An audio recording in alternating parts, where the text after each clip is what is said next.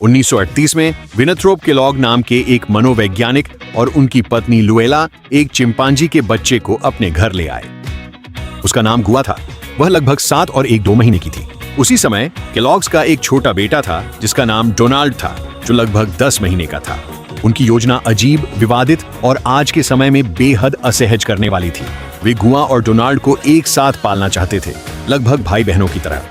एक ही घर, एक ही खाना, एक ही दिनचर्या, एक जैसा प्यार, एक जैसे टेस्ट। सवाल सीधा सा था, अगर किसी चिंपांजी को इंसान के बच्चे की तरह पाला जाए तो वह कितनी हद तक इंसान बन सकती है। उस समय यह मनोविज्ञान की सबसे बड़ी बहसों में से एक से जुड़ा था, प्रकृति बनाम पालन पोषण। प्रकृति का मतलब है वे गुण जिनके साथ हम पैदा होते हैं, जीव विज्ञान, आनुवंशिकी, सहज प्रवृत्तियां और मस्तिष्क व शरीर की बनावट। पालन पोषण का मतलब है हमारे आसपास का माहौल, परवरिश, भाषा, सीखना, संस्कृति और अनुभव। केलॉग्स ये जानना चाहते थे कि व्यवहार का कितना हिस्सा जीव विज्ञान से आता है और कितना हिस्सा परवरिश से। तो अब गुआ को एक आम शोध जानवर की तरह पिंजरे में रखा गया। वह परिवार के घर के अंदर ही रहती थी। वह कपड़े पहनती थी। वह मेज पर बैठकर खाना खाती थी। उसे डोनाल्ड के साथ ही गोद में लिया जाता, उछाला जाता और टेस्ट किया जाता था। केलॉग्स उन दोनों पर बारीकी से नजर रखते थे।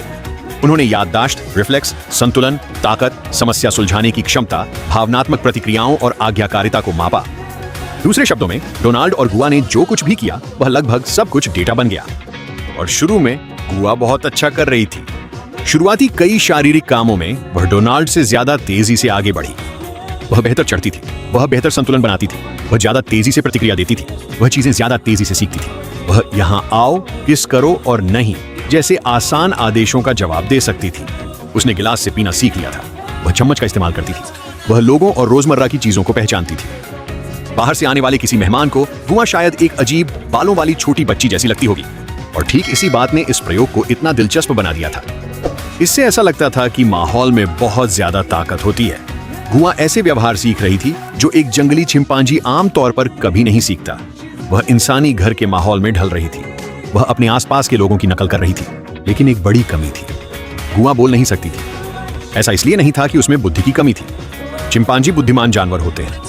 वे समस्याओं को हल कर सकते हैं, औजारों का इस्तेमाल कर सकते हैं, रिश्ते बना सकते हैं और देखकर सीख सकते हैं। लेकिन इंसानी बोली शरीर की बनावट और दिमाग के विकास पर बहुत ज्यादा निर्भर करती है। इंसानों के पास ऐसी आवाज की बनावट और दिमाग के सिस्टम होते हैं जिनकी वजह से वे बोल पाते हैं। चिंपांजी में ऐसी चीजें नहीं होती। गुआ कुछ आवाजें समझ सकती थी।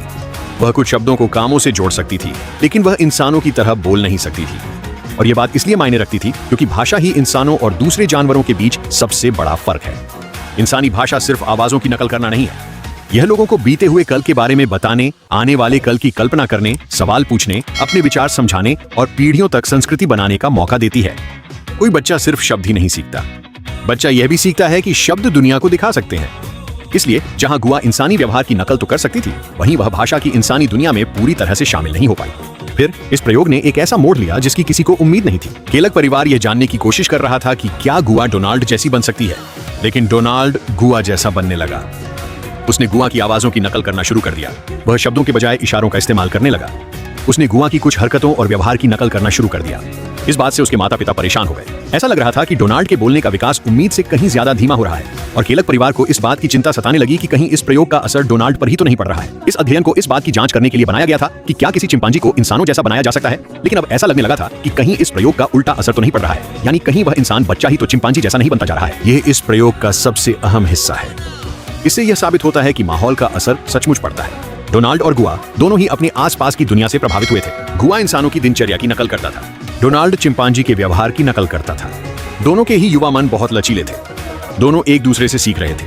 लेकिन इस प्रयोग से यह भी पता चला कि वातावरण की भी कुछ सीमाएं होती हैं। गुआ इंसान नहीं बन रहा था। डोनाल्ड चिंपांजी नहीं बन रहा था। वे एक दूसरे को प्रभावित तो कर रहे थे, लेकिन फिर भी वे अपनी अपनी प्रजाति की सीमाओं के भीतर ही विकसित हो रहे थे। एक चिंपांजी का बच्चा और एक इंसान का बच्चा विकास के शुरुआती चरणों में एक जैसे दिख सकते हैं। वे खेल सकते हैं, वे दिनचर्या सीख सकते हैं, वे आपस में जुड़ाव बना सकते हैं, वे नकल कर सकते हैं, लेकिन वे विकास के एक ही रास्ते पर नहीं हैं। चिंपांजी शुरुआती शारीरिक कौशलों में तेजी से विकसित होते हैं। इंसान के बच्चे ज्यादा धीरे धीरे विकसित होते हैं, खासकर चलने फिरने और आत्मनिर्भरता के मामले में। लेकिन यही धीमी गति का विकास इंसान के दिमाग को एक जटिल भाषा, सामाजिक समझ, याददाश्त और अमूर्त सोच विकसित करने के लिए पर्याप्त समय देता है। इसलिए शुरुआत में गुआ शायद आगे नजर आता हो, लेकिन डोनाल्ड एक बिल्कुल अलग भविष्य के लिए विकसित हो रहा था। लगभग 9 महीने बाद केलॉग्स ने इस प्रयोग को समाप्त कर दिया। इसका एक मुख्य कारण डोनाल्ड के भाषा विकास को लेकर उनकी चिंता थी। गुआ को परिवार के घर से दूर भेज दिया गया और एक निजी केंद्र में वापस भेज दिया गया। गुआ को यह समझ नहीं आया कि वह एक वैज्ञानिक अध्ययन का हिस्सा थी। उसे प्रकृति बनाम पालन पोषण, नेचर वर्सेस नर्चर का मतलब समझ नहीं आया। उसे तो बस इतना पता था कि जिन लोगों, दिनचर्या और बच्चे के साथ वह रहती थी वे अचानक गायब हो गए थे। उसे एक ऐसे इंसानी परिवार में लाया गया था जो उस माहौल से बना था, और फिर जब वह प्रयोग बहुत ज्यादा पेचीदा हो गया तो उसे वहां से हटा दिया गया। इसके कुछ ही समय बाद लगभग 3 साल की उम्र में गुआ की मौत हो गई। आज के लॉग प्रयोग को विकासात्मक मनोविज्ञान के सबसे परेशान करने वाले अध्ययनों में से एक के तौर पर याद किया जाता है। इसलिए नहीं कि यह किसी जाहिर तरीके से हिंसक था, बल्कि इसलिए कि इसने विज्ञान, पालन पोषण और नैतिकता के बीच की सीमाओं को धुंधला कर दिया था। इस अध्ययन में वाकई एक असली वैज्ञानिक सवाल पूछा गया था। माहौल विकास को कितना आकार देता है? सीखने से व्यवहार में कितना बदलाव आ सकता है? इंसानी बुद्धिमत्ता को जानवरों की बुद्धिमत्ता से क्या चीज अलग करती है? और ये सभी जरूरी सवाल है।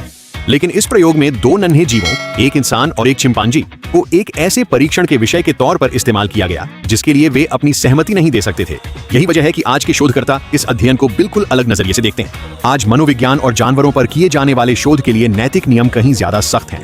वैज्ञानिकों को नुकसान, सहमति, कल्याण और लंबे समय तक रहने वाले प्रभावों पर जरूर विचार करना चाहिए। केलॉग प्रयोग हमें याद दिलाता है कि ये नियम क्यों जरूरी है। ये हमें बुद्धिमत्ता के बारे में एक गहरा सबक भी सिखाता है। गुआ इसलिए असफल नहीं हुई क्योंकि वह इंसान नहीं बन पाई। ये तो कभी भी कोई सही पैमाना था ही नहीं। वह कोई असफल इंसान नहीं थी। वह तो एक चिंपांजी थी, बुद्धिमान, सामाजिक, भावुक और अपने आप में सक्षम। असल समस्या तो यह थी कि इंसान अक्सर जानवरों की बुद्धिमत्ता को इस आधार पर मापते हैं कि जानवर हमारे जैसे कितने हैं। क्या वे हमारी तरह बात कर सकते हैं, हमारी तरह औजार इस्तेमाल कर सकते हैं, हमारी तरह नियम मान सकते हैं, हमारी तरह काम कर सकते हैं? लेकिन बुद्धिमत्ता सिर्फ एक चीज नहीं है।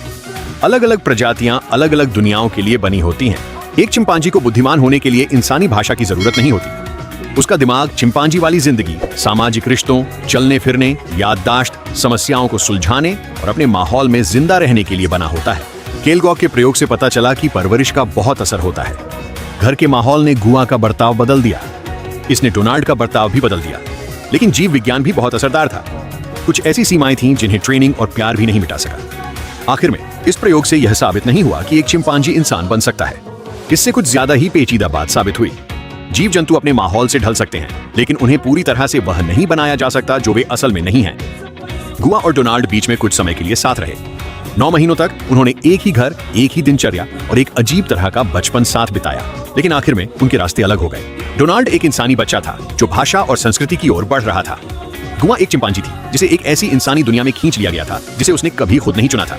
यही बात इस कहानी को इतना दिल दहला देने वाला बनाती है। यह प्रयोग एक सवाल से शुरू हुआ था, क्या एक चिंपांजी इंसान बन सकता है? लेकिन इससे भी बेहतर सवाल यह है, इंसानों ने ऐसा क्यों सोचा कि इंसान बनना ही सबसे बड़ा लक्ष्य है? गुआ पहले से ही असाधारण थी, इसलिए नहीं कि वह लगभग इंसान जैसी थी, बल्कि इसलिए कि वह ठीक वैसी ही थी जैसी वह असल में थी। Please like, share and subscribe. Thank you.